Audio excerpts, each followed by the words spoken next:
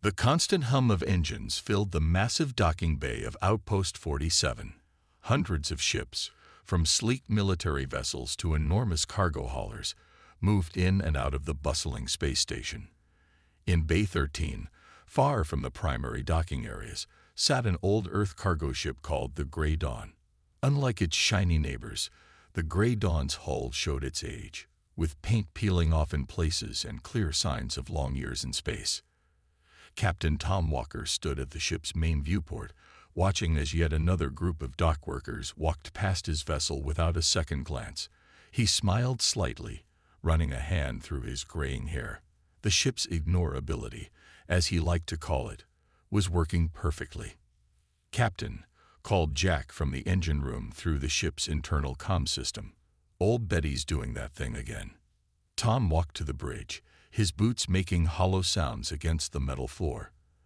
The bridge of the Grey Dawn looked nothing like the modern ship's gleaming control centers. Old-style buttons and switches covered the panels, and in the center, a simple holographic display flickered with occasional static. "What's she up to now, Old Betty?" Tom asked the ship's AI system. The holographic display shifted, showing lines of basic text, rather than the fancy 3D images used by newer ships. "Just running some calculations, Captain," the AI replied in a voice that sounded like an elderly librarian. "Something interesting caught my attention in the recent ship traffic." Before Tom could ask more, the dock's warning system began blaring. Red lights flashed across every surface, and the station's AI made an announcement. "Warning.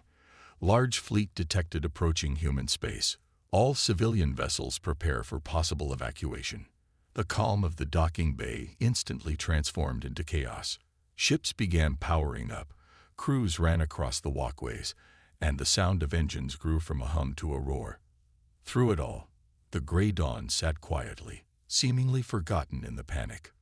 "Well, Old Betty," Tom said, settling into his worn captain's chair, "looks like your calculations were right again." The ship's 4 other crew members made their way to the bridge. Jack, the engineer, his hands stained with engine grease. Mary, who handled communications, already checking the incoming emergency signals. Pete and Bill, the cargo specialists who were much more than they appeared, took their stations without a word. "Military vessels incoming," Mary reported, her voice steady despite the chaos outside. 3 battleships and their support craft. "They're taking control of the station's defense network." Through the viewport, Tom watched as massive military ships moved into position around the station. Their weapons systems powered up, creating webs of energy between them. The sight would have impressed most people, but Tom and his crew simply continued their work. "Old Betty, show me what you found," Tom ordered, knowing the AI had been building to this moment. The simple holographic display filled with data, star charts, ship movements, and energy readings appeared. The basic graphics might have looked primitive to others, but they showed something remarkable, a pattern that had been developing for months. "The approaching fleet matches all predicted parameters," Old Betty announced. "Their shield harmonics follow the exact patterns I've been tracking. The algorithm is complete." As if to confirm the AI's words, a new message broadcast across all channels. A deep voice, clearly alien, filled every speaker in human space. "Attention, human colonies. This is the Golden Armada. Your expansion ends now. Surrender immediately or face elimination. You have 1 standard hour to comply." The panic outside increased. Civilian ships began launching without proper clearance, causing near collisions. The military vessels moved to create order, their commanders already planning for battle. Nobody paid any attention to the old cargo ship in Bay 13. "They're using the same shield configuration I detected in their scout ships," Old Betty continued. "The frequency variations are consistent with my analysis." Tom nodded, a plan forming in his mind. "Time to test our theory, Old Betty. Mary, send our findings to military command. Use the regular channels." Mary did as ordered, but they all knew what would happen. Within minutes, she shook her head. "Command acknowledges receipt, but marks it as low priority. They're focused on the battleship's tactical data. Of course they are, Tom said with a slight smile. Why would they pay attention to an old cargo hauler's sensor readings? Jack, how are the special modifications holding up? Jack grinned, wiping his hands on his already dirty uniform. Everything's hidden just like it should be. External scans still show us as nothing but an outdated heap of metal hauling basic supplies. The hour passed quickly. Outside, military commanders made plans, civilian ships evacuated, and station personnel prepared for battle. The Golden Armada grew closer, their ships now visible to the naked eye through the station's massive windows. They were beautiful in a terrifying way, their golden hulls gleaming against the darkness of space. All non-essential personnel, evacuate immediately, the station's AI announced. Military vessels, assume defensive positions. Civilian ships, clear the area. Tom watched as the docking bay slowly emptied. A young station worker finally noticed the gray dawn and ran over, waving his arms. Hey, you need to evacuate. This isn't a drill. No worry, son, Tom called back through the ship's external speakers. We're just finishing our power-up sequence. Old girl takes a while to get moving these days. The worker looked like he wanted to argue but was called away by his supervisor. As he left, Tom heard him mutter, "Their funeral if they want to be slow." Power readings are rising in the Golden Armada, Old Betty reported. They're preparing to attack. All readings match predicted patterns. Tom straightened in his chair, looking at each of his crew members. They had trained for this, prepared for years while pretending to be nothing more than a simple cargo crew. Well, folks, looks like we're about to find out if being ignored is as useful as we hoped. The Golden Armada's ships moved into attack formation. Their energy readings spiked, and their weapons charged. The human battleships responded, their own weapons powering up. The space around Outpost 47 crackled with building energy. In Bay 13, the Gray Dawn's engines hummed to life, sounding rough and unreliable to any listeners. But hidden beneath that false sound, special systems decades ahead of their time prepared for action. Old Betty's basic display showed their true status. Everything was perfect. Want to know something funny? Tom asked his crew as the first shots were about to be fired. That young worker was right. This isn't a drill. But he was wrong about one thing. He smiled as Old Betty's display showed all systems ready. We're not slow at all. The Gray Dawn's true mission was about to begin, and not a single person outside its crew knew what was coming.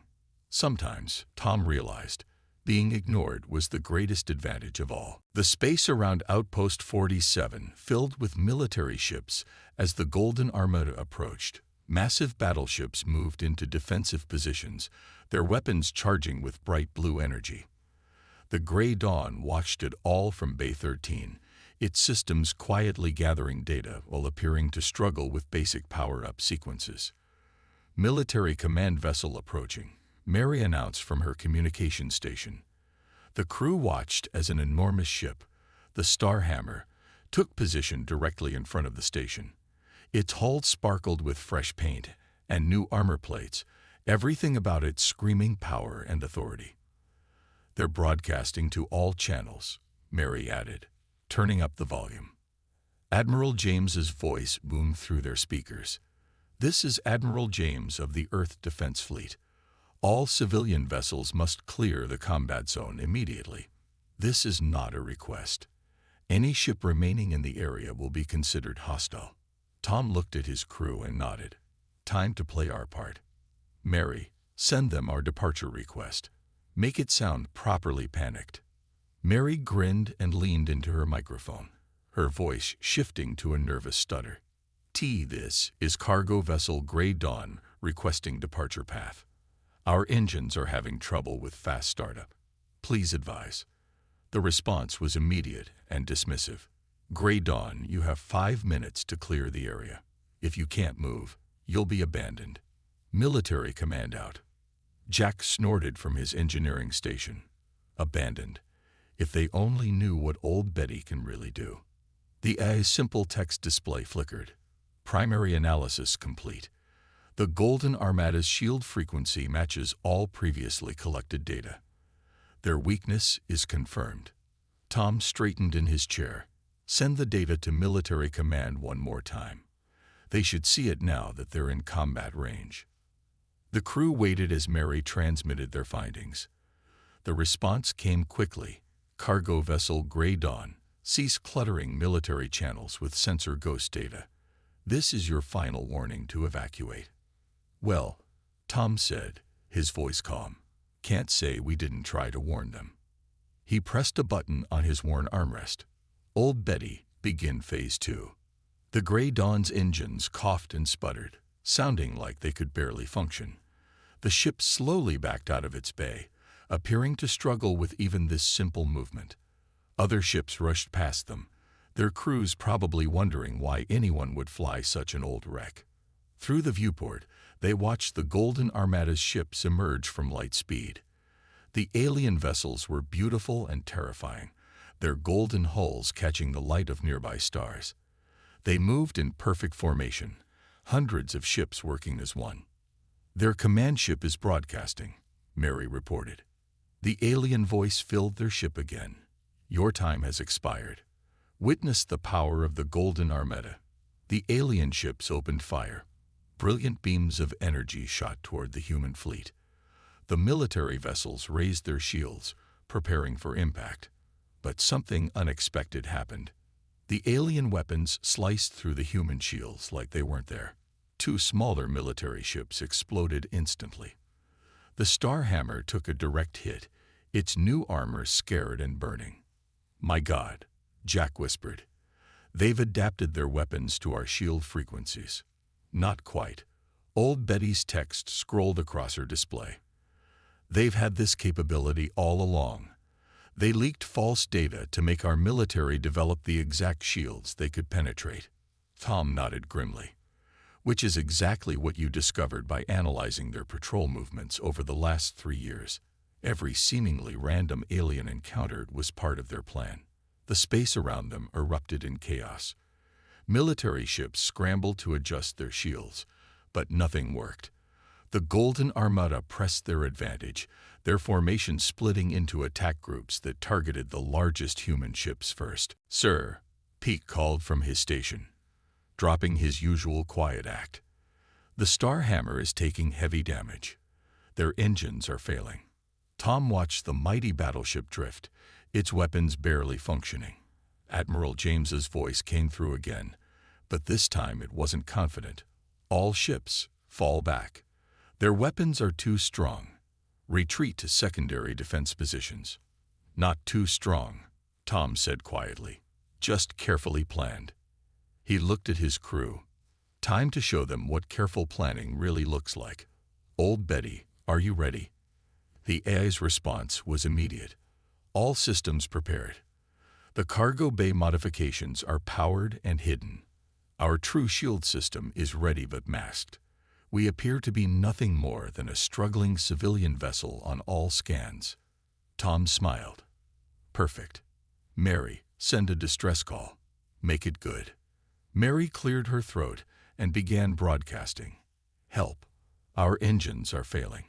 We can't make it to the evacuation point. Can anyone assist? Please.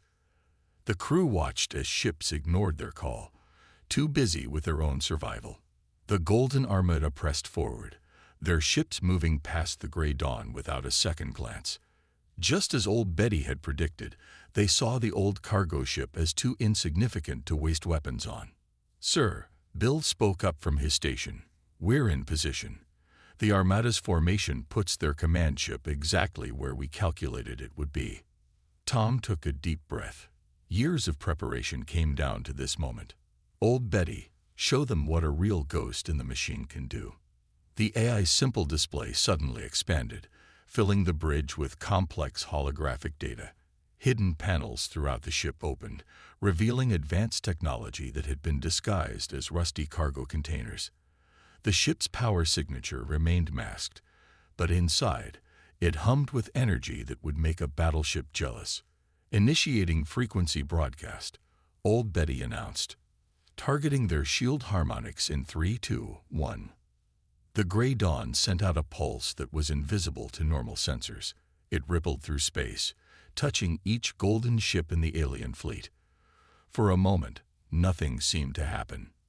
Then a small alien ship's shields flickered and died. Then another. And another. What's happening? The alien commander's voice boomed across all channels, showing fear for the first time.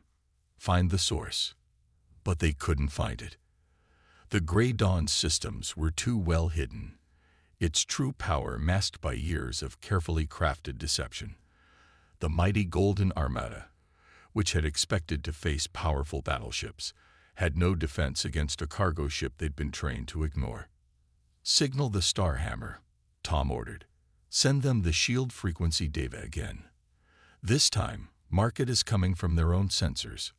Mary complied, and moments later, Admiral James's voice returned. All ships, adjust shields to new frequency. Open fire on the enemy vessels. Their shields are failing. The human fleet, what remained of it, began to strike back. This time, their weapons hit true. Golden ships began to explode, their perfect formation breaking apart as they tried to find the source of their vulnerability. And through it all, the Gray Dawn continued to drift like a wounded civilian vessel, ignored by both sides as the battle raged around it. The crew watched with satisfaction as their years of patience finally paid off. Sometimes, Tom thought, the most dangerous weapon isn't the biggest or the shiniest. Sometimes, it's the one everyone is trained not to see. Explosions lit up the space around Outpost 47 as the battle intensified. The Golden Armada's ships spun and twisted, trying to restore their failing shields. The Gray Dawn drifted between the chaos, its true nature still hidden from both friends and enemies. Multiple alien ships approaching our position, Pete reported, his fingers moving across his old-fashioned control panel. They're running detailed scans of the area, but they're passing right over us. Tom watched through the viewport as 3 golden ships moved past them, their sensors searching for the source of their problems. The Gray Dawn's systems, disguised as cargo containers and old equipment, continued to broadcast the shield-disrupting frequency without drawing attention. Captain, Jack called from engineering. You need to see this. Old Betty found something interesting in their scan patterns. The AI's display showed new data. The alien ships weren't just searching randomly. They were following a specific pattern, moving outward in a spiral from their command ship. Tom smiled as he realized what this meant. They think we're using a big weapon, he said. They're looking for a battleship or a hidden station. It never occurred to them that a small cargo ship could cause this much trouble. A massive explosion rocked the Gray Dawn as a nearby alien ship took a direct hit from the Starhammer. The human fleet was recovering now, their weapons finally effective against the weakened alien shields. Admiral James's voice boomed across the communications channels again, full of renewed confidence. Push forward. Their shields can't stop us now. Show them the true power of humanity's fleet. Mary shook her head at her communications station. They still don't realize we're the ones who made this possible. They think their weapons just needed better calibration. That's exactly what we want them to think, Tom replied. Old Betty, status report on the alien command ship. Text scrolled across the AI's simple display. Their shield frequency is adapting, but slowly. They didn't prepare for this type of attack. Adjusting our broadcast pattern to match their changes. Another explosion lit up space, closer this time. The Gray Dawn shuddered, and warning lights flashed across the bridge. Hull breach in cargo section 3, Jack reported quickly. Sealing now. That blast was too close. Tom gripped his chair as the ship stabilized. We need to move, but naturally. Mary, send out another distress call. Make it sound like we're barely holding together. Mary leaned into her microphone, her voice shaking perfectly. Help. We've taken damage from debris. Engines failing. Life support at 50%. Can anyone assist? The act worked perfectly. A small alien ship moved closer, probably preparing to destroy what it saw as a helpless target. But before it could fire, 3 human fighters attacked it from behind, driving it away from the gray dawn. That was too close, Bill muttered from his station. Maybe we should power up our real shields, just in case. Tom shook his head.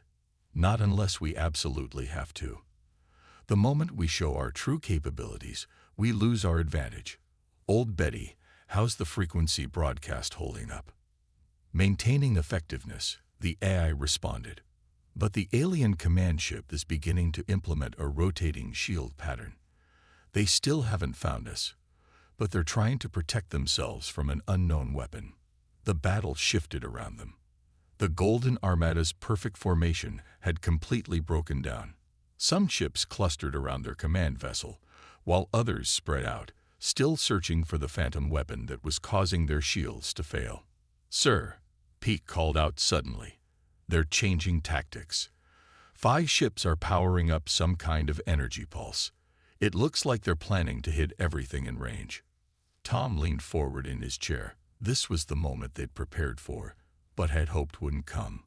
Old Betty, analysis. The AI's response was immediate. Energy pulse designed to overload shield systems. They're hoping to disable whatever is interfering with their shields. Probability high that this will damage their own ships as well. They're getting desperate. Mary broadcast to the Starhammer. Use a masked signal that looks like it's coming from their own systems. Warn them about the pulse. Mary worked quickly, sending the warning. Moments later, Admiral James ordered all human ships to fall back to safe distance. The Gray Dawn, still playing its role as a crippled cargo vessel, drifted slowly away from the area. The alien ships released their pulse. A wave of energy spread out in all directions, making the very fabric of space ripple. Several smaller alien ships lost power immediately, their own desperate attack backfiring. But the Gray Dawn's hidden systems absorbed the energy harmlessly, just as they were designed to do. "Status report," Tom called out as the energy wave passed through them. "All systems functioning normally," Jack replied with a grin.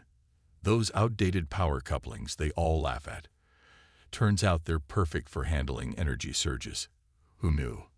Old Betty's display flickered with new information. Alien command ship's shield rotation is ineffective. Their energy pulse damaged their own shield generators. They are more vulnerable now than before. Tom watched as the human fleet pressed their advantage. The Starhammer led the attack, its weapons tearing through the weakened alien shields. The Golden Armada's smaller ships began to retreat, breaking formation and fleeing into deeper space.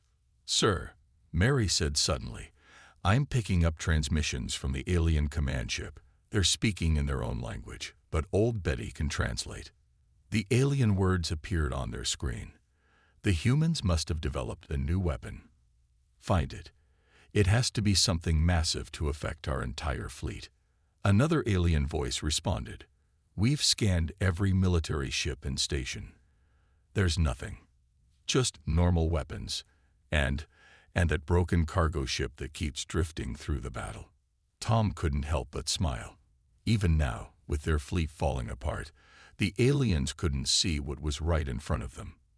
Their own assumptions about what a threat should look like had blinded them completely. "Old Betty," he said quietly, "let's finish this. Show them what a broken cargo ship can really do." The AI adjusted its broadcast frequency one final time. Across the battlefield, the remaining alien ship's shields failed completely. The mighty Golden Armada, which had arrived expecting an easy victory, was now desperately trying to escape. As the battle began to wind down, Tom looked at his crew. Each of them had played their part perfectly, maintaining their cover as a simple cargo crew even as they helped turn the tide of battle. Years of being ignored and underestimated had led to this moment. "Sir," Mary said, smiling at her console, "the Starhammer is asking all ships to report status. Should we respond?" Tom leaned back in his chair, watching as the last alien ships flood into deep space. "Just send them what they expect. Tell them we're damaged but surviving. and thanked them for driving off the aliens. The crew chuckled. Let everyone think this was just another story of military might defeating an alien threat. The Grey Dawn's true role would remain hidden, ready for the next time someone made the mistake of judging a ship by its appearance. The remains of the Golden Armada hung in space like broken jewelry, their once proud ships now drifting without power. The human fleet regrouped around Outpost 47, celebrating what they thought was their victory. Through it all, the Grey Dawn maintained its act, occasionally letting out small bursts of visible engine trouble for anyone who might be watching. Incoming transmission from the alien command ship, Mary announced, her voice tight with anticipation. They're not running anymore. They're trying something new. The alien commander's voice filled their bridge, but this time it wasn't speaking to the human fleet. It was talking to its own ships in their language, not realizing the Grey Dawn could understand every word. The weapon must be hidden on that station, the alien commander said. Prepare the Death Strikers for a final attack. We'll destroy everything in this sector if we have to. Old Betty's display lit up with warnings. Death Strikers detected. 15 ships breaking away from the alien fleet. Energy readings suggest suicide vessels packed with explosive materials. Tom sat up straighter in his chair. This was bad. Even with failed shields, 15 ships loaded with explosives could destroy the station and most of the human fleet. How long until the military spots them? Too late, Pete answered, watching his sensors. The Death Strikers are masking their power signatures. They look like disabled ships to normal scanners. The crew of the Grey Dawn watched as the 15 ships drifted closer to the station, playing dead just like they had been doing. The human fleet was busy picking off the remaining active alien ships, not realizing the real threat. We have to warn them, Bill said, his hands hovering over his control panel. Tom shook his head. If we warn them directly, the aliens will know we can understand their language. We'll lose our advantage for future battles. He thought for a moment, then smiled. Old Betty, remember that trick we used in the asteroid belt last year? The AI's text scrolled quickly. Affirmative. Adjusting our malfunctioning engines to release a specific radiation pattern. Military sensors will detect it as a hazard. The Grey Dawn's engines sputtered more obviously now, releasing a stream of radiation that looked like a dangerous malfunction. As planned, the Starhammer's sensors picked it up immediately. All ships, clear away from that cargo vessel. Admiral James commanded. Their reactor is going critical. Establish a safety perimeter. The human ships moved away from the Grey Dawn, inadvertently positioning themselves to spot the drifting Death Strikers. Tom watched as realization spread through the human fleet. Multiple hostile ships detected. The Starhammer sensors finally caught what old Betty had seen minutes ago. They're loaded with explosives. All ships, open fire. Don't let them reach the station. The space around them erupted in weapons fire again. The human fleet scrambled to stop the Death Strikers, but the alien ships were small and fast. 3 got past the initial barrage, heading straight for the station. Sir, Jack called from engineering. We could stop them. Our real weapons are still hidden and powered. Tom gripped his chair tightly. Using their weapons would expose them, but letting those ships reach the station would kill thousands. Old Betty, options. The AI responded instantly. Alternate solution available. The shield disrupting frequency can be modified to affect engine containment fields. Probability of success, 89.3%. Do it, Tom ordered, but make it look natural. The Grey Dawn's hidden systems adjusted their broadcast. To everyone watching, the ship still appeared to be having radiation problems. But the 3 Death Strikers suddenly started showing real engine troubles. The first one's engines overloaded, causing it to explode far from any targets. The second spun out of control, its containment field failing at exactly the wrong moment. The third managed to get closer to the station, but its explosives detonated prematurely when its engine containment failed. It's working, Pete exclaimed. The other Death Strikers are having similar problems. Their engine containment fields are failing faster than they can compensate. One by one, the suicide ships destroyed themselves harmlessly in space. The human fleet, thinking the ships had been poorly maintained, continued to fire on the few remaining attackers. The alien command ship, watching its final plan fail, began charging its main weapons. Everything at once. The alien commander ordered in his own language, "Fire on that station with all remaining power." "Sir," Mary said urgently, "they're diverting power from life support to weapons. They're going to kill their own crews just to cause damage." Tom looked at his crew. They'd worked so hard to stay hidden, to maintain their advantage for future battles. But he couldn't let thousands die just to protect their secret. "Old Betty, prepare to." Before he could finish, the AI's display lit up with new information. Alternative solution implementing. Redirecting shield disrupting frequency through the alien fleet's power distribution network. Their weapon charge is feeding back into their systems. The alien command ship's weapons suddenly went dark. Power failures cascaded through their systems as Old Betty used their own energy against them. The mighty vessel began to drift, its crew desperately trying to restore basic life support. "This is Commander Bright of the Golden Armada," a new alien voice broadcast on all channels, this one speaking English. "We surrender. Our ships are dead in space. Please send help. Our life support is failing." The human fleet moved in quickly, boarding parties securing the alien vessels and evacuating their crews. The Starhammer coordinated the effort, making sure no ships were playing possum to attempt one final attack. Through it all, the Grey Dawn continued to act like it was struggling with radiation leaks. Several ships offered to help evacuate their crew, but Mary politely declined, saying they had things under control. "Engineering to bridge." Jack's voice came through the internal comm. "You should see what Old Betty found in their final transmission burst. Putting it on main display now." The screen showed a message that had been sent from the alien command ship to their home world. "Defeat confirmed. Human technology more advanced than Intel suggested. Hidden weapons beyond our understanding. Recommend full retreat from human space." Tom couldn't help but laugh. They still think it was some super weapon that beat them. Never occurred to them to look at the cargo ship with radiation problems. "Sir," Mary said, monitoring the channels, "the Starhammer is organizing cleanup operations. They're asking all civilian ships to register for inspection before leaving the area. Apparently, they want to document everything for their victory reports." "Well then," Tom replied with a smile, "we should probably have some engine troubles that force us to leave immediately. Old Betty, think you can give us a reason to skip the inspection?" The AI's response showed on the screen. "Of course, Captain. Our radiation leak can become slightly more urgent, but not urgent enough to require assistance, naturally."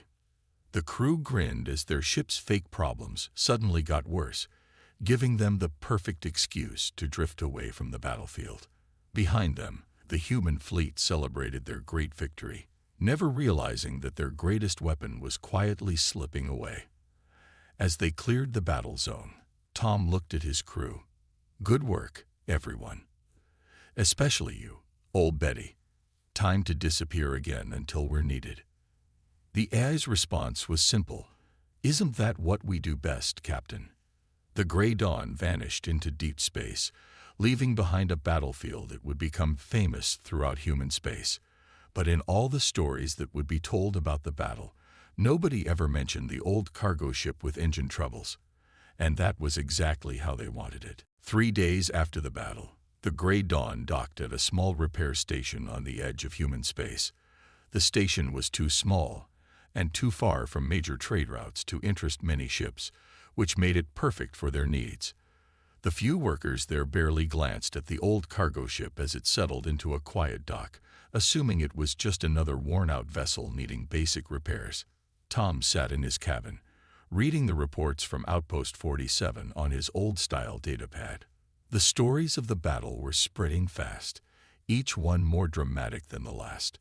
The military took full credit for the victory, describing how their advanced weapons had overcome the alien shields. Nobody mentioned the Grey Dawn at all. A knock on his cabin door pulled him from his reading. "Come in," he called, and Mary entered with a fresh cup of coffee. "You should see what they're saying on the public channels," she said, handing him the cup. "They're calling it the miracle at Outpost 47. Apparently, Admiral James personally figured out the alien shield weakness in the middle of battle." Tom smiled and took a sip of coffee. "Good. The more credit they take, the less anyone looks for other explanations. How's old Betty doing with the data analysis?" "Why don't you ask me yourself, Captain?" The AI's text appeared on a small screen in his cabin. "I've completed my review of all battle information. The Golden Armada's tactics matched every prediction from our 3 years of observation. Their overconfidence was their greatest weakness." A second knock on the door revealed Jack, his hands actually clean for once. "Just finished the maintenance check. All our special systems are still completely hidden. Even the station's detailed scans only see old cargo equipment." Tom nodded, pleased but not surprised. Everything about the Grey Dawn had been designed to be overlooked. The ship's true nature was hidden under layers of carefully crafted deception, protected by people's tendency to ignore what they thought wasn't important. "Message coming in," Mary said suddenly. "It's from Command. They're sending it to all ships in the sector." The message appeared on Tom's data pad. "Be advised. Following the recent victory at Outpost 47, all ships are required to report for security inspection. The Golden Armada's unexpected defeat suggests possible hidden human technology that must be documented. Compliance is mandatory."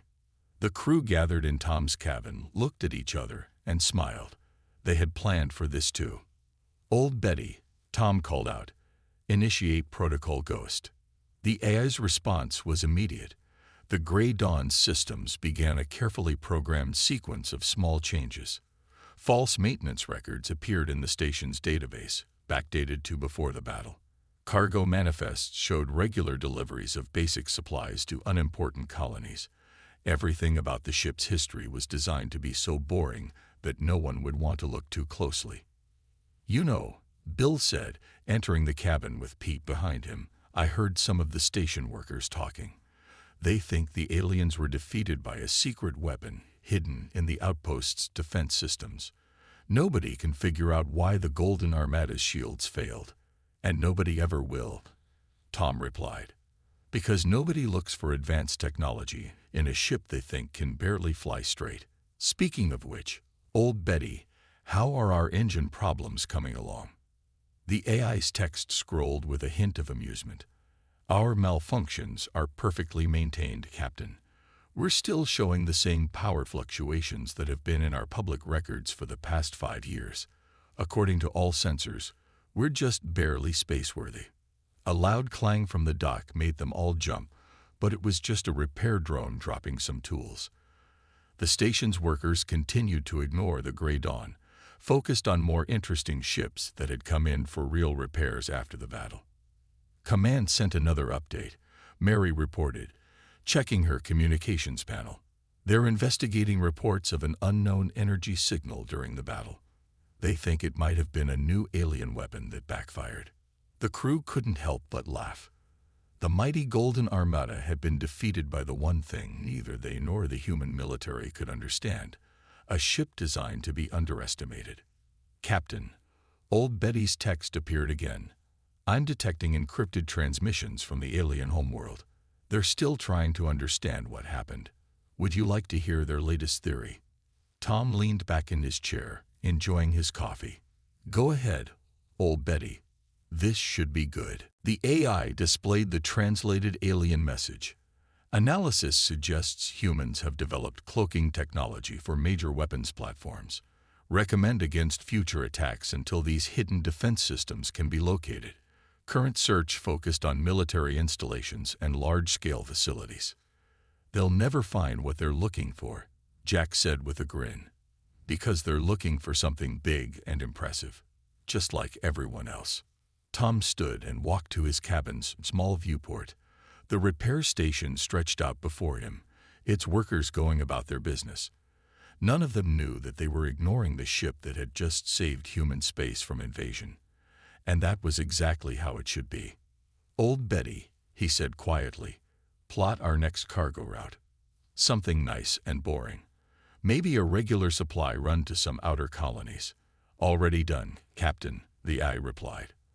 "I've identified several trade routes that will let us gather more data on alien movements while appearing completely routine. Our cargo holds will be filled with basic supplies, hiding our special equipment as usual."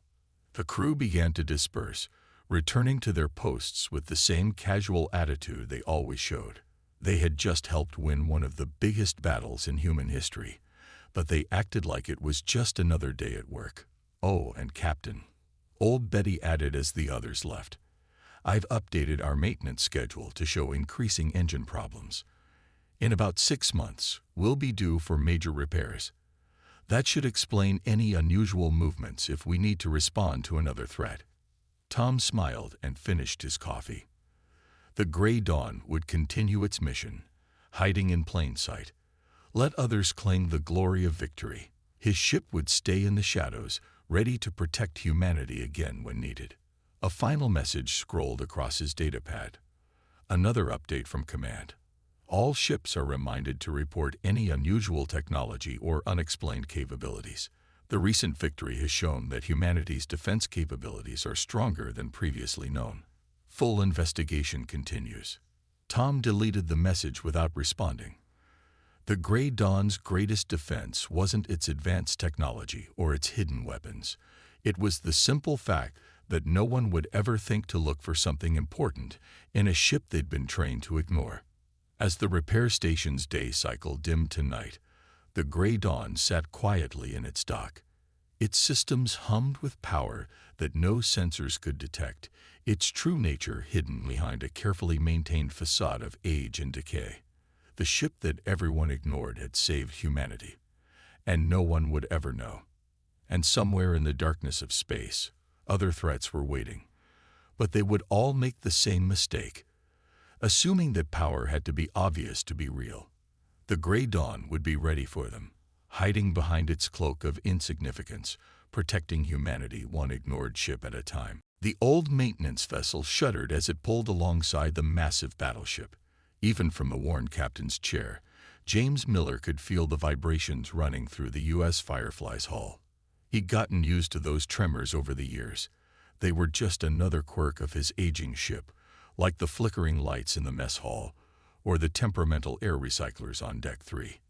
"Docking procedure initiated, Captain," reported Susan from the helm, her fingers dancing across the controls with practiced ease.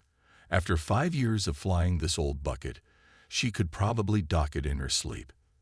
Through the bridge viewport, James watched as their ship's docking arm extended toward the U.S. Thunder, pride of the United Earth Fleet. The Thunder's sleek hull gleamed in the starlight, its weapon arrays and defense systems a testament to humanity's military might. Next to it, the Firefly looked like what it was, a cobbled-together support vessel that had somehow survived 20 years past its intended decommission date. "Incoming transmission from the Thunder, sir," called out Mike from the communications station. There was a slight edge to his voice that James recognized. They all knew what was coming. "Put it through," James ordered, straightening in his chair. The crew around him tensed, preparing themselves. The smirking face of Commander Richards appeared on the main screen. "Well, if it isn't the garbage SCO. Come to deliver our supplies, Miller." James kept his expression neutral. "That's correct, Commander. We have your replacement parts and maintenance supplies as requested. Try not to scratch our paint with that junk heap of yours," Richards laughed. "Though I suppose a few more scuff marks wouldn't make the Firefly look any worse than it already does." Several of the bridge crew bristled at the insult, but James maintained his professional demeanor. "We'll be careful, Commander. Firefly out." He nodded to Mike, who cut the transmission with perhaps a bit more force than necessary. "One of these days," Susan muttered from the helm, "I'd love to show him what this garbage SCO can do." James smiled slightly, His crew might serve on the fleet's least prestigious vessel, but they were some of the best he'd ever worked with. They had to be. Keeping the Firefly running required more skill and ingenuity than manning any of the fleet's modern warships. Engineering to bridge. Tom Walker's voice crackled through the comm system.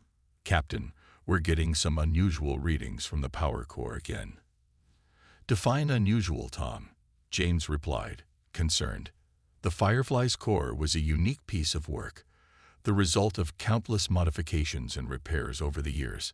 Sometimes James thought it stayed running through sheer stubbornness.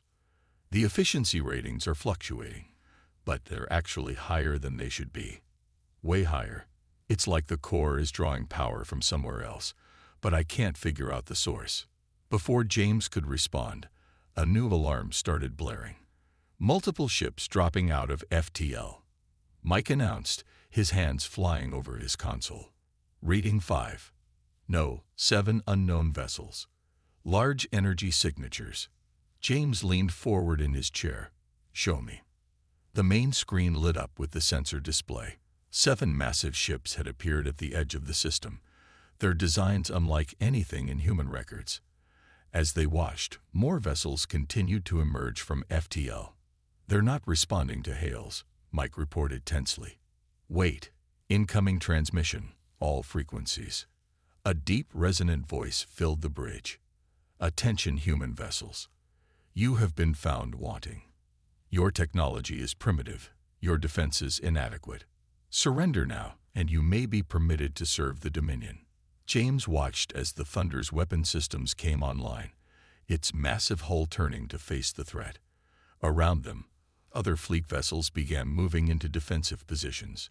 The Firefly, still attached to the Thunder by its docking arm, was caught in the middle. "Sir," Tom's voice came through again, more urgent now. "The power core, it's reacting to something from those ships. The energy patterns are going crazy. Get us loose from the Thunder," James ordered Susan. "But stay close. We might need to help with evacuations if this goes bad." He knew the Firefly's role in combat. They weren't meant to fight, but to save lives where they could. The alien vessels opened fire. Streams of eerily beautiful energy weapons lashed out at the human fleet. The Thunder's shields flared as they took multiple hits but held. Other ships weren't so lucky. "The Ross is in trouble," Susan reported. "Direct hit to their engines. They're losing power." "Take us in," James commanded. "Prepare for emergency transport of their crew." As they maneuvered toward the stricken vessel, one of the alien energy beams struck the Firefly's port side. James braced for destruction. Their shields were decades out of date, barely able to stop micrometeors, let alone advanced weapons. But destruction didn't come. Instead, the ship shuddered, and every display on the bridge lit up with unprecedented energy readings. In engineering, Tom was shouting something about power levels that shouldn't be possible. "What just happened?" James demanded. "Sir," Tom's voice was filled with disbelief. "The core, it absorbed the energy from that weapon. Completely absorbed it. And it's integrating the pattern somehow. I've never seen anything like it." James stared at the redouts, then at the alien ships continuing their assault on the fleet. A crazy idea began forming in his mind. "Tom, can you figure out exactly how the core did that? And if it could do it again?" "Already working on it, Captain. But you need to see these readings. Our jury-rigged systems, all those modifications we've made over the years, they've accidentally created something new, something that might just give us a chance." As the battle raged around them, the crew of the Firefly began to realize that their old, patched-together ship, the one everyone mocked as the weakest in the fleet, might be hiding capabilities that no one, not even they, had imagined. The garbage SCO was about to prove its worth, and James Miller had a feeling that Commander Richards would soon be eating his words. Looking at his crew's determined faces, James allowed himself a small smile. Sometimes the best weapons were the ones that no one saw coming, even if they looked like they belonged in a scrapyard. The bridge of the U.S. Firefleet erupted in chaos as more alien vessels emerged from FTL. The ship's outdated sensors struggled to keep track of the mounting threats, their displays flickering with each new arrival. James Miller gripped his captain's chair tightly, watching as the pride of the human fleet engaged the mysterious Dominion forces. The Thunder's shields are failing. Mike called out from his station. Through the viewport, they could see the massive battleship's defensive barriers flickering under the relentless alien assault. The energy weapons that had been absorbed by the Firefly's core continued to tear through the fleet's most advanced vessels like paper. Tom's voice crackled through the comm system, heavy with excitement and disbelief. "Captain, you need to see this. The core isn't just absorbing the energy, it's learning from it. Every hit we take, our systems adapt a little more. It's like we've built some kind of technological immune system by accident." A massive explosion rocked the ship as the U.S. Ross, already crippled, finally succumbed to the Dominion's attack. Susan's hands flew across her console, keeping the Firefly steady as debris scattered across their path. "We've got escape pods launching from the Ross, Captain. Get our tractor beam on them," James ordered. He turned to Mike. "Signal the Thunder. Tell them we're collecting survivors and request cover fire." The response came quickly, but not from Commander Richards. "Thunder's bridge is hit," a panicked voice announced. "Multiple hull breaches. We're abandoning ship." James watched in horror as the fleet's flagship began to break apart under the Dominion assault. The mighty Thunder, with all its advanced technology and superior firepower, was being torn to pieces by weapons it couldn't counter. "Sir," Tom called again, "I think I know why our ship survived that hit. All these years of repairs, replacing parts with whatever we could find, we've accidentally created something unique. The power core's not just a jumble of mismatched technology anymore. It's evolving." Another blast rocked the ship, but this time James was ready. "Susan, take us between the Thunder and that alien cruiser." "Tom, what happens if we intentionally let them hit us?" There was a pause on the line. "Theory suggests we absorb more of their weapon's energy signature. But Captain, if I'm wrong?" "We're dead anyway," James finished. "Better to try something than sit here and watch our fleet get picked apart." He opened a channel to the whole ship. "All hands, brace for impact. This is either going to be really clever or really stupid." The Firefly moved into position, its patched hull gleaming dully in the light of weapons fire. The alien vessel, perhaps confused by such seemingly suicidal tactics, directed a full broadside at the small support ship. The impact was tremendous. Every light on the bridge flickered, and for a moment James thought they'd made a terrible mistake. Then the readings started coming in. "Power levels rising," Tom shouted, his voice filled with amazement. "The core it's not just absorbing the energy anymore. It's replicating it. We've got weapons-grade power signatures forming in our auxiliary systems." James leaned forward. "Can we return fire?" "Not exactly," Tom replied. "But I think we can do something better. Give me 2 minutes to reconfigure the maintenance beam array. We might be able to turn their own energy signature back on them." As Tom worked, the rest of the fleet continued to fall back under the relentless Dominion assault. The Firefly's bridge crew watched helplessly as more ships were damaged or destroyed. Commander Richards' escape pod tumbled past their viewport, and Susan wordlessly adjusted course to collect it with the others they'd gathered. "Ready," Tom announced. "I've rerouted everything through the maintenance array. It won't be pretty, but it should work. Just don't ask me to explain how. I'm not entirely sure myself." James nodded grimly. "Target that cruiser and let's see what happens." The Firefly's maintenance beam, designed for minor hull repairs and supply transfers, lit up with the same otherworldly energy that had been devastating the human fleet.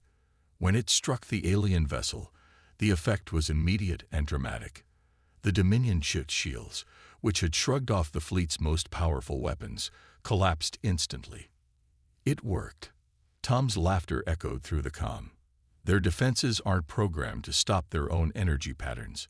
We're basically giving their shields a paradox to solve." James allowed himself a small smile. Signal the remaining fleet vessels. Tell them to concentrate fire on any ship we manage to strip the shields from. He turned to Susan. Think you can dance us through their formation? Susan's hands were already moving across her console. They're big and powerful, sir, but they're not very agile. This old girl might not look like much, but she can run circles around them. For the next 20 minutes, the Firefly darted between Dominion vessels, its jury-rigged systems turning their own weapon signatures against them. One by one, alien shields failed, allowing the remaining human ships to score telling hits. The massive invaders, caught off guard by this unexpected resistance, began to fall back. They're retreating, Mike announced as the last Dominion ships jumped to FTL. The bridge crew cheered, but James kept his eyes on the tactical display. The victory, while significant, had come at a terrible cost. Half the human fleet lay in ruins, including its flagship. Commander Richard's voice came through the comm, subdued and lacking its usual arrogance. Captain Miller, I don't pretend to understand what your ship just did, but you saved a lot of lives today, including mine. Just doing our job, Commander, James replied. That's what support vessels are for. He closed the channel and turned to his crew. Let's get these escape pods to safety. Then I want to know everything about what just happened with our systems. As the Firefly moved to collect more survivors, James reflected on the irony of the situation.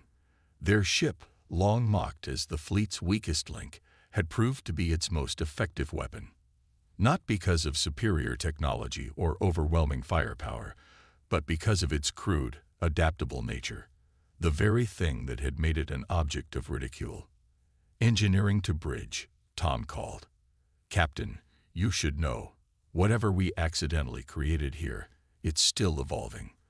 The core's energy patterns are continuing to adapt. I think we might have only scratched the surface of what this ship can do. James looked around his bridge, at the flickering displays, and patched together systems that had just helped save humanity from its first alien encounter. Well, he said quietly, isn't that interesting? Hidden within the dust and ice of the asteroid belt, the U.S. Firefly drifted silently. Inside the ship's dimly lit engineering bay, Tom Walker stared at his console with bleary eyes. He hadn't slept in nearly 30 hours, too fascinated by the readings from their modified power core to even think about rest. You need to see this, he muttered to himself, making another note in his already overstuffed datapad. Around him, the core hummed with an energy signature that shouldn't have been possible for such an old vessel. The engineering bay doors slid open with their usual creak, and Captain James Miller walked in, carrying 2 cups of coffee. He handed one to Tom, who accepted it gratefully. Tell me you found something worth missing sleep over, James said, leaning against a workstation. Tom took a long sip of coffee and nodded eagerly. Remember how we used to joke that this ship was held together by duct tape and prayers? Turns out we were half right. But instead of prayers, it's quantum mechanics. He pulled up a holographic display showing the Firefly's internal systems. Look at this.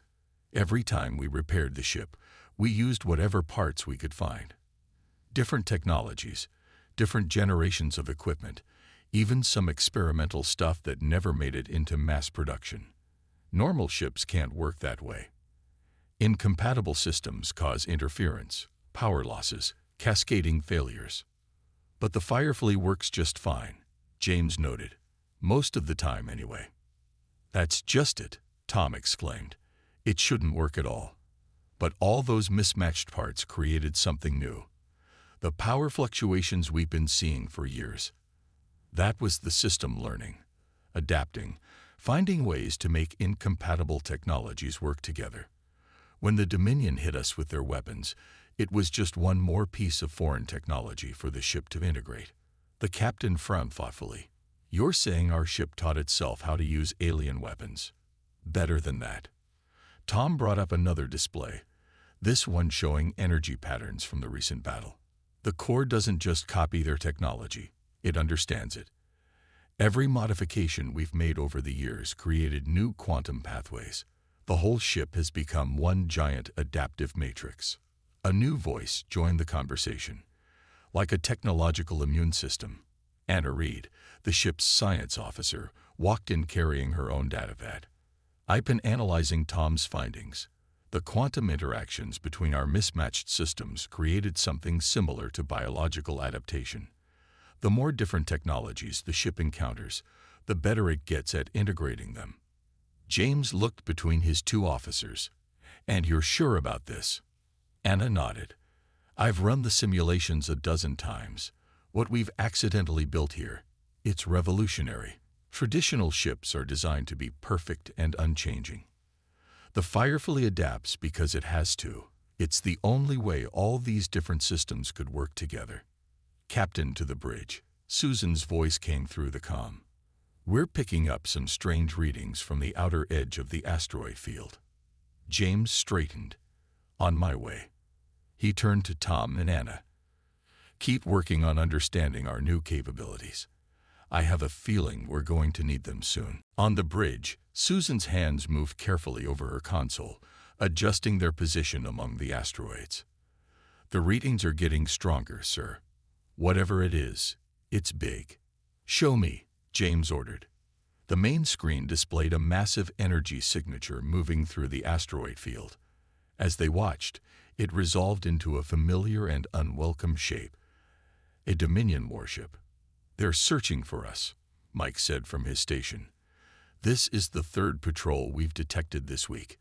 They're not giving up." James studied the tactical display. The Dominion ship was powerful, but it moved with obvious difficulty through the dense asteroid field. The Firefly, smaller and more maneuverable, had a clear advantage in this environment. "Tom," he called through the comm, "what's the status of our adaptations?" "Better than ever, Captain," Tom replied excitedly. "The Corps' been integrating that weapons data we absorbed. Anna thinks we might be able to do more than just copy their energy signatures now. We might be able to improve on them." James raised an eyebrow. "Improve how?" "Their weapons are powerful but inflexible," Anna cut in. "They're designed to overwhelm any normal defense. But our system is learning their patterns, finding weaknesses. We might be able to create variations they're not prepared for." The captain considered this information, watching the Dominion ship's slow progress through the asteroid field. An idea began to form, dangerous, but potentially game-changing. "How much of their technology do you think we could absorb before the Corps reaches its limit?" he asked. There was a pause before Tom answered. "Theoretically, there might not be a limit. The more we absorb, the more the system evolves to handle it." "Why do you ask?" James smiled grimly. "Because that patrol ship out there is going to help us test your theory. Susan, plot an intercept course. Mike, send word to Fleet Command. Tell them we're about to get them some very useful intelligence on Dominion technology." The bridge crew exchanged excited looks. They all knew what their captain was thinking. The Firefly's unique abilities made it the perfect ship for this kind of mission. Where other vessels would be destroyed by close contact with superior Dominion technology, they could learn from it, adapt to it, and potentially even master it. "Course plotted, sir," Susan reported. "We can use these larger asteroids for cover until we're in position." "Tom, Anna," James called, "get ready to record everything. If this works, we'll know more about Dominion technology than anyone else in the fleet." He settled into his captain's chair, feeling the familiar vibration of the ship's engines. "Let's go show them what the fleet's weakest ship can really do." As the Firefly moved silently through the asteroid field, its systems hummed with possibility. The ship that had been cobbled together from spare parts and obsolete technology was about to become humanity's greatest source of intelligence on their new enemies. The crew, once mocked for serving on such an old vessel, now found themselves at the forefront of humanity's defense. Tom's voice came through one last time before they moved into position. "Captain, I should mention, every time we absorb new technology, the ship's capabilities become harder to predict. We're in uncharted territory here." James watched the Dominion ship grow larger on their screen. "Good," he replied. "I like unpredictable.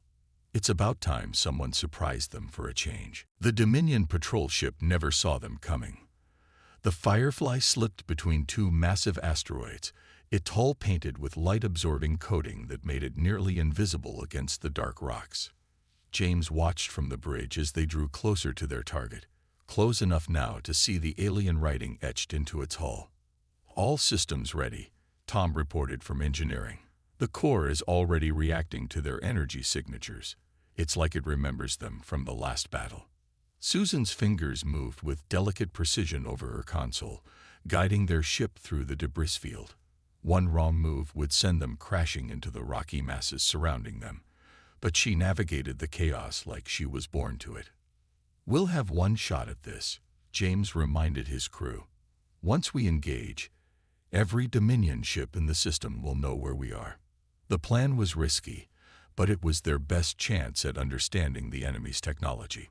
They would get close enough for the Firefly's adaptive systems to absorb and analyze the Dominion ship's active scanning beams, relatively weak energy emissions that wouldn't immediately alert the patrol to their presence. "In position," Susan whispered, though there was no real need for quiet in space. James took a deep breath. "Tom, begin passage scanning. Anna, record everything." The Firefly's cobbled-together sensors reached out invisibly, tasting the edges of the Dominion ship's energy field. Data began flowing into their systems, and the power core hummed with growing intensity. "This is incredible." Anna's voice was filled with wonder. "Their scanning technology. It's not just looking for ships. They're searching for specific energy signatures. They're hunting us, Captain. They want to know how we survived their weapons." A sudden alarm blared through the bridge. "They've spotted us," Mike called out. "Their weapons are powering up." "Hold position," James ordered, even as his instincts screamed at him to retreat. "Tom, how much more data do you need?" 30 seconds. Tom's fingers flew across his engineering controls. "The core is adapting faster than ever. It's not just learning their scan patterns, it's improving them." The Dominion ship turned ponderously toward them, its weapon ports beginning to glow with that familiar deadly energy. But James noticed something different this time. The energy signature wasn't quite the same as before. "They've modified their weapons," Anna reported, confirming his suspicion. "They're trying to counter our absorption ability." James allowed himself a small smile. "They're afraid of us. The mighty Dominion is afraid of the fleet's garbage SCO." He keyed the ship-wide comm. "All hands, prepare for close combat. Susan, on my mark, take us right at them." "Sir." Susan's voice held equal parts excitement and concern. "You want to charge a Dominion warship?" "That's exactly what I want to do." "Tom, how's the core holding up?" "Better than ever, Captain. Whatever changes they made to their weapons, our systems are already adapting. The more they throw at us, the more we learn." The Dominion ship fired, its modified energy beam lancing out through space. Instead of trying to dodge, Susan kept them on course, flying straight into it at James's command. The impact shook the entire ship, but the familiar hum of the power core grew stronger. Warning lights flashed across every console, then began turning green one by one as their systems absorbed and adapted to the new energy pattern. "Got it," Tom shouted triumphantly. "Their modifications actually made it easier for us to understand their technology. The core is—" "Wait." His voice trailed off in surprise. "Captain, we're not just absorbing their energy anymore.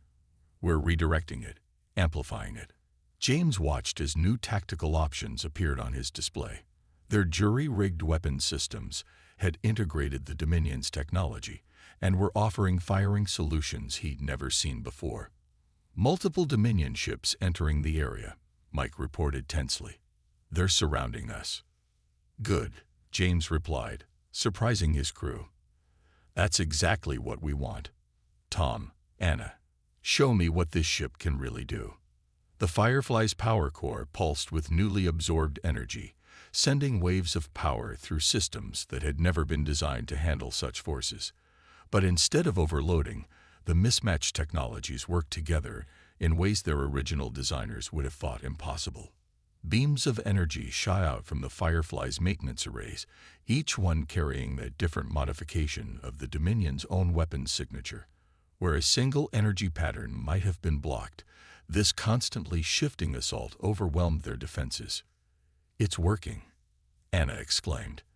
"Their shields can't adapt fast enough to our variations. We're actually forcing them to fall back." James watched as the mighty Dominion ships, each one large enough to carry 100 Fireflies, began to retreat from their tiny vessel. The impossible was happening.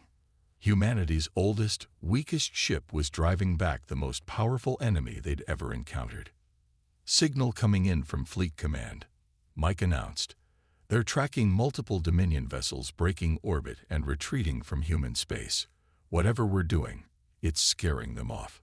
The bridge crew cheered, but James kept his focus on the tactical display.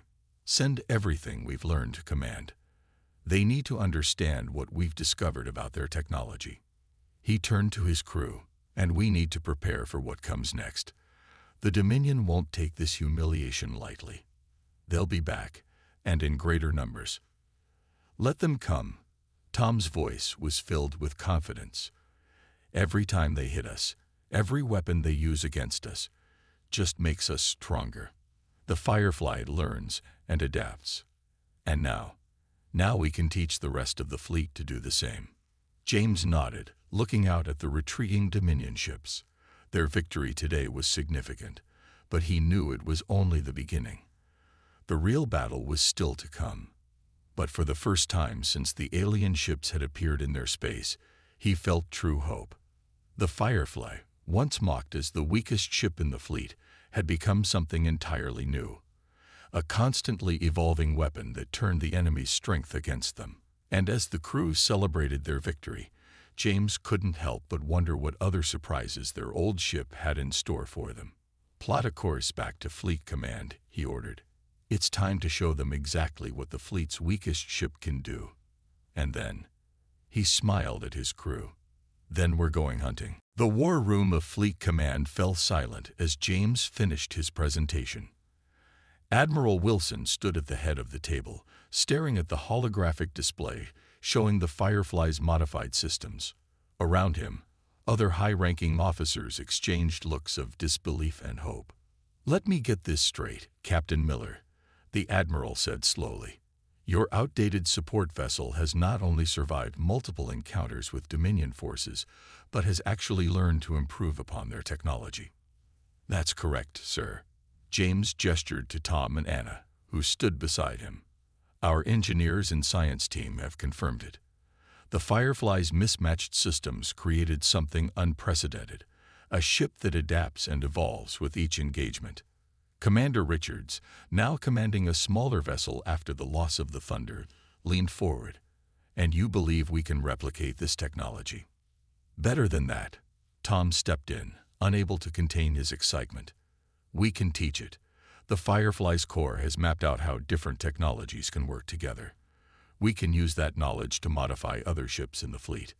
The room erupted in discussion, but a sudden alert cut through the noise. Multiple Dominion signatures detected. A young officer called out, "Largest fleet yet. They're on an attack vector for Earth." Admiral Wilson turned to James. "How long would it take to modify our remaining ships with your technology?" "Too long," James replied grimly. "But we have another option. The Firefly can act as a shield for the fleet. Our adaptive systems can protect other ships while they engage the enemy. We just need them to follow our lead." The Admiral studied the tactical display showing the approaching Dominion Armada. Hundreds of ships, far more than their previous encounters. After a long moment, he nodded. "Do it. The fleet is yours to command, Captain Miller." Within hours, the Firefly led a formation of human ships out to meet the Dominion fleet. James stood on his bridge, watching as the massive alien vessels emerged from FTL. Their weapons were already charging, filling space with ominous energy readings. They've upgraded their weapons again, Anna reported from her station. The energy signatures are more complex than before. Good, James replied. The more complex their technology, the more our systems can learn from it. Susan, move us to the front of the formation. Tom, prepare to extend our adaptive field around the nearest ships. The Firefly's power core hummed with energy as they took position. Behind them, the remaining ships of the human fleet fell into formation, trusting their lives to the protection of what had once been their weakest vessel. The Dominion fleet opened fire, filling space with devastatingly powerful energy beams. But as each blast struck the Firefly's defensive field, its systems adapted and evolved. The energy was absorbed, analyzed, and redirected, creating a protective barrier that extended to nearby ships. It's working, Tom called out excitedly. The core is processing their weapons faster than ever. Each shot makes our defenses stronger. James watched as the Dominion fleet's initial assault proved ineffective. Signal the fleet to begin their attack run. Focus fire on any target we designate. He turned to Anna. Find me their weakest points. The battle that followed would be remembered as one of the most extraordinary in human history. The Firefly darted through the Dominion formation, its constantly evolving defenses protecting nearby human ships, while its modified systems turned the aliens' own weapons against them. Where the Dominion expected to find a weak and primitive fleet, they instead faced an enemy that grew stronger with every attack. Their superior technology, which had served them across countless conquests, was being analyzed, adapted, and improved upon in real time. Their flagship is changing course, Mike reported. They're trying to regroup. James allowed himself a small smile. Not this time. Susan, take us straight at their command ship. Tom, give me everything the Corps has learned about their weapons. Let's show them what human ingenuity can really do. The Firefly accelerated toward the massive Dominion flagship, its systems now humming with power that would have been impossible for such an old vessel just weeks ago. Energy collectors that had once been simple maintenance beams now pulsed with improved versions of Dominion technology. As they closed in, the alien vessel fired everything it had at them. But each blast was caught, analyzed, and transformed by the Firefly's adaptive systems. The energy was refined, improved, and sent back with devastating effect. Their shields are failing, Anna announced triumphantly. The modifications we made to their weapons, they can't defend against them. James keyed the fleet-wide channel. All ships, concentrate fire on the flagship's exposed sections. Time to end this. The combined firepower of the human fleet, led by the Firefly's enhanced weapons, tore through the Dominion flagship's weakened defenses.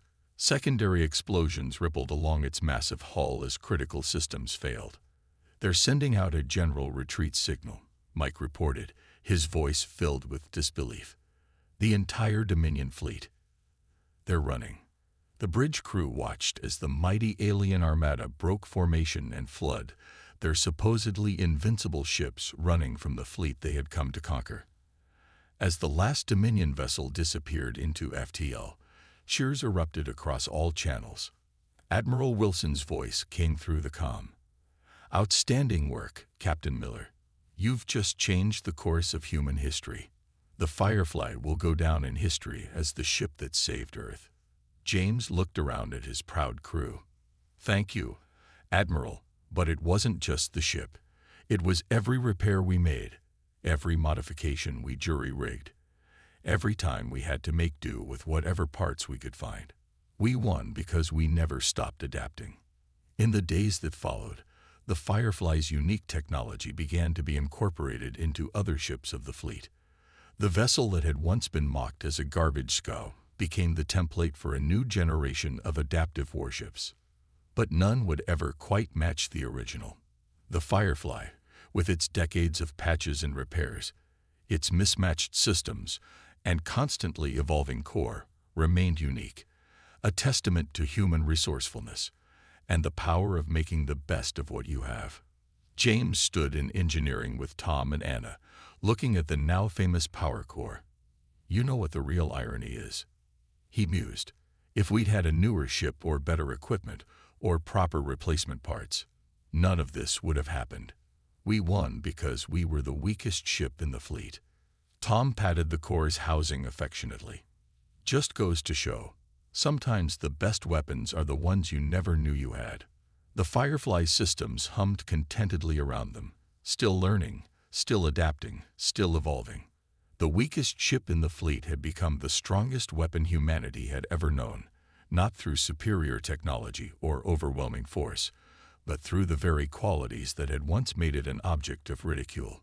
And somewhere out in space, the Dominion fleet carried word back to their empire about the humans, a species whose greatest strength lay in their ability to turn weakness into power, and whose most dangerous weapon was a ship held together by ingenuity, determination, and whatever spare parts they could find.